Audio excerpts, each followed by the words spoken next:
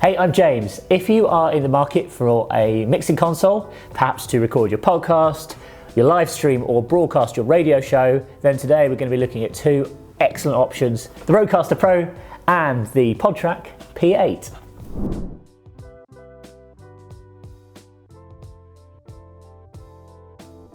So let's first of all look at the basics. Here on the RØDECaster Pro, we've got 4 mic channels, so we can have up to 4 microphones connected.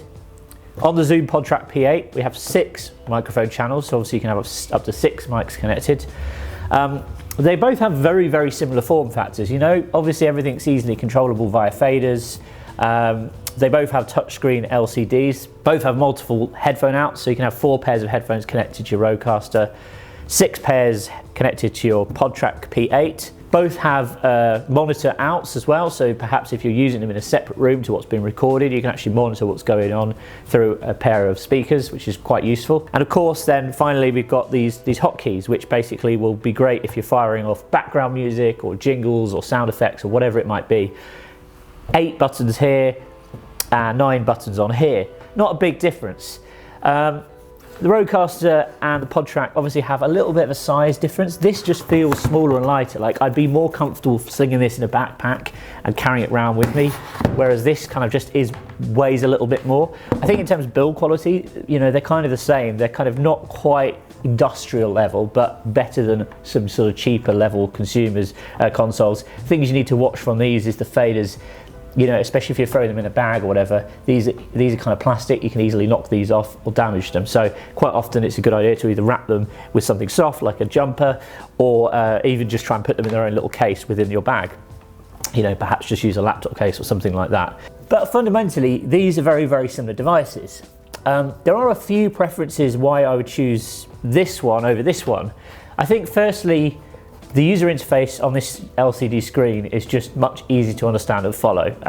I think, although this is just as good in terms of touchscreen responsiveness, Rode have really thought about the layout. For example, when you're connecting your microphones, if you're a novice, perhaps you don't have a huge amount of understanding about audio engineering or processing, the options on here are kind of just written in plain English. So for example, you can choose what type of microphone you've got connected. You can choose even right down to the model. So if you've got a Rode Podmic connected, there's an option for that. Or if you have a generic dynamic microphone, which will behave very similar to this, there's an option for that. Likewise, if you're connecting a condenser microphone, which we're going to be doing in a bit, I'll give you some examples of both of these recording off different types of mic.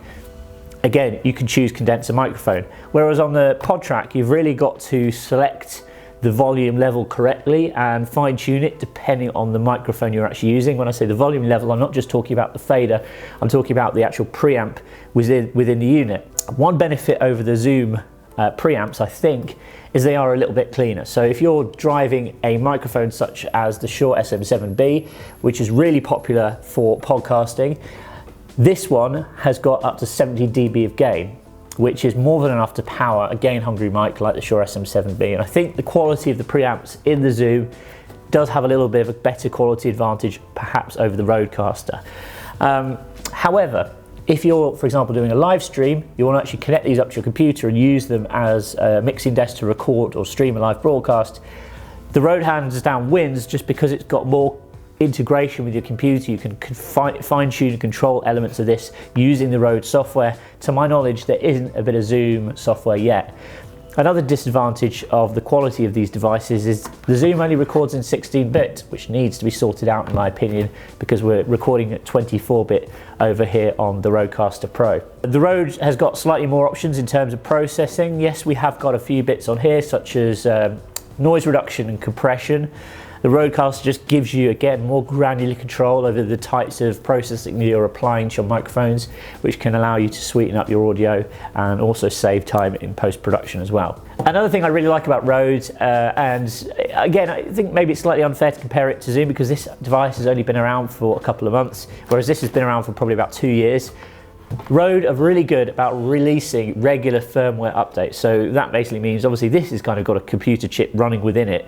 So the software that runs within this device is regularly updated, and Rode listen to their customers. So for example, the most recent update, which has just come out literally a few days ago, it's currently in beta, allows you to actually use this as a MIDI controller.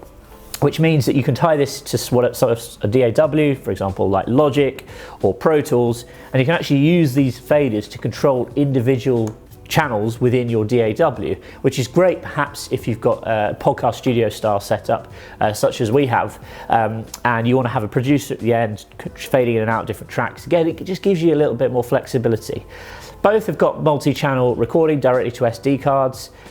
Both run on low voltage power. The Zoom actually has batteries within it as well if you want to take it out on the move, which I think is great. Although I must admit, if I was recording a podcast with 6 channels, I'd be really, really wary of running this from batteries. I think Rode do provide an adapter so you can plug this into a USB power source. Presumably that means you can run it from a USB power bank. I don't actually know, I've not tested this, but I'm guessing it would probably work just fine. Or again, you could run it from another USB power source such as a computer or a laptop, which is great. But again, you know, you can actually put batteries in this, take it away on the move. Another thing about Rode, we've got this nice channel here. If you press that button, it will start to flash. We've got Bluetooth connectivity built right into this. This can be used for multiple things. It could be used to pull in a source such as your laptop. You might have Skype running on that. It could be used to connect to a phone. You obviously can use WhatsApp or Facebook Messenger or whatever service you wish to make a call, or just plain old-fashioned telephone line, I guess. But again, you can connect your phone or your laptop directly to USB. However, you can do that with a Zoom, but it requires a little extra plug-in, which you kind of have to plug into this port here. I don't understand why Zoom have taken a device to the market 2 years later than this and not bundled in certain functionality. I think the lack of Bluetooth built into here is an obvious mishap.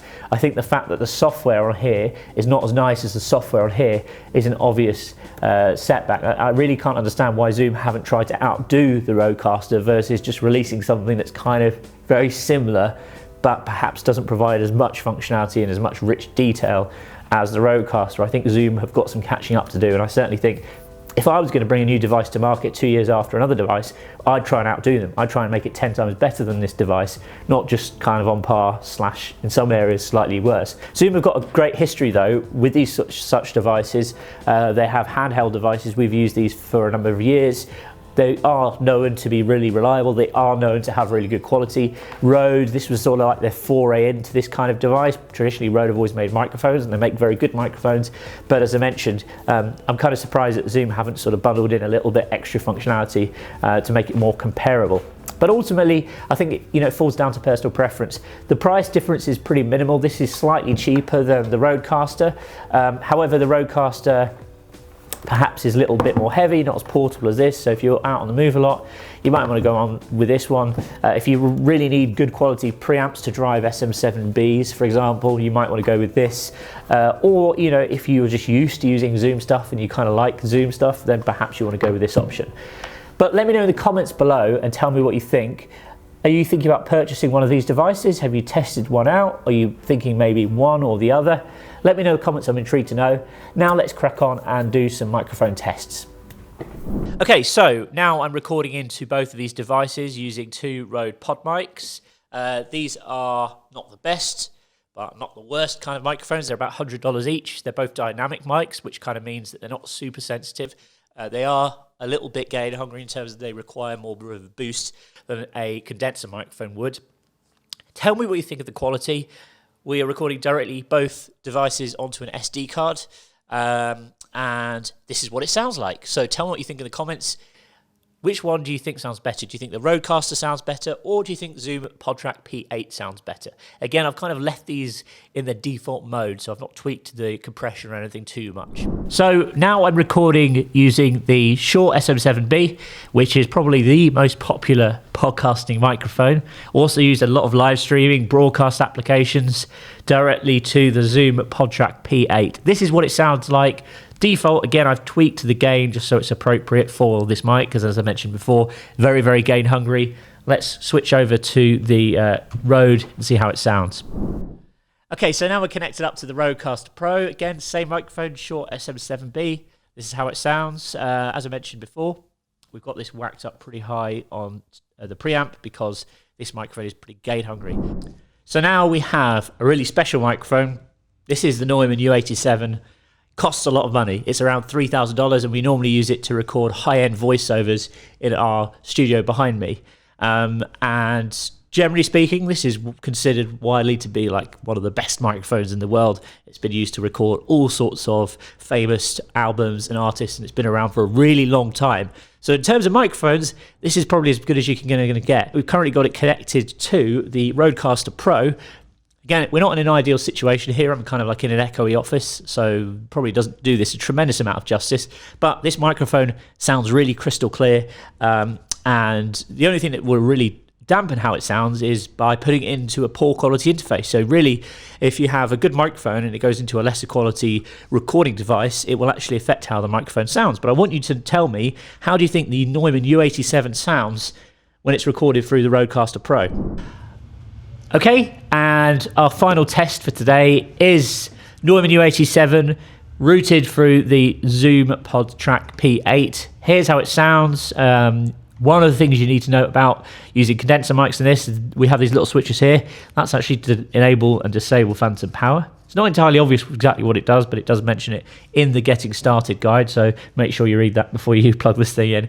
But anyway, tell me what you think in the comments of our final test. Okay, so we just tested 3 microphones across 2 different devices, recording different quality microphones across both the Zoom PodTrak P8 and the RØDECaster Pro. I'm intrigued to know what you think about the sound quality.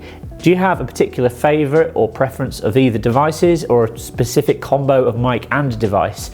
Someone always has an opinion on these, so if you do, please let me know in the comments. I'm sure you are leaning more towards one or the other. Hope you've enjoyed this little comparison video. I'm always making videos like this one, so remember to press that like button, hit that subscribe button, and turn on your notifications for more updates and videos just like this one. I'll speak to you soon. Bye for now. Hey, wait, before you go, perhaps you're looking to start a podcast for your business. And did you know that most businesses make the same exact mistakes? Whenever we work with clients who are struggling to get their podcast off the ground, or they're not getting the traction that they deserve, it turns out that most of the time they're making the same mistakes. So what I've done is I've compiled a guide which is called the 5-Step Business Podcast Checklist, which will show you exactly what you need to know to get your podcast up and running without making the same mistakes that most other people do. So you can download it for free at jamesm.com/podcast. That's jamesm.com/podcast. Go and grab your copy today.